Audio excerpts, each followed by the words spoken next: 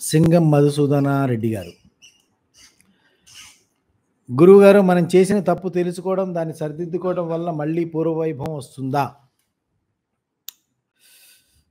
మళ్ళీ పూర్వవైభవం రాదండి. అంతకంటే బెటర్ వైభవం వస్తుంది. పూర్వవైభవం రాదు, అంతకంటే బెటర్ వైభవం. ఎందుకంటే పూర్వవైభవంలో మీరు గనక గమనించిస్తే మీకు అందరికీ తెలిసి ఈ పాటికి అర్థమై ఉంటుంది.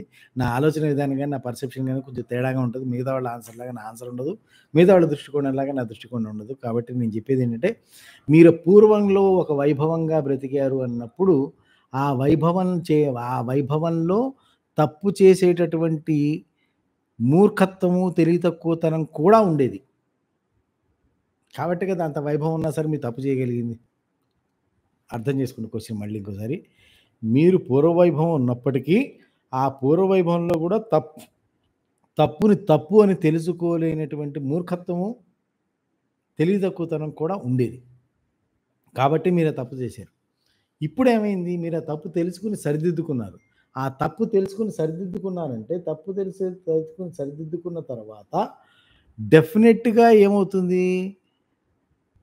మీరు అంతకంటే బెటర్ ప్లేస్‌కి వెళ్తారు గానీ, ఆ ప్లేస్‌లో ఉండరు. అంతకంటే హైయర్ ప్లేస్‌కే వెళ్తారు. ఎందుకంటే అక్కడ మైనస్ పాయింట్ ఉన్నప్పుడే ఆ స్థాయిలో ఉన్నారంటే, ఆ మైనస్ పాయింట్ కూడా పోయినప్పుడు ఇంకా పై స్థాయికి వెళ్ళాలి కదా!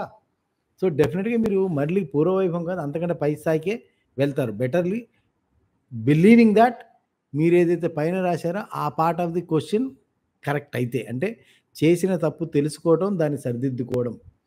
తప్పు తెలుసుకొని సరిదిద్దుకోవడం అనే ప్రక్రియ నిజంగా జరిగింది, నిజాయితీగా జరిగింది అనే ఉద్దేశంతో నేను చెప్పిన ఆన్సర్ ఇది. అది గనక నిజాయితీగా జరగకపోతే నేను చెప్పిన answer it will not stand.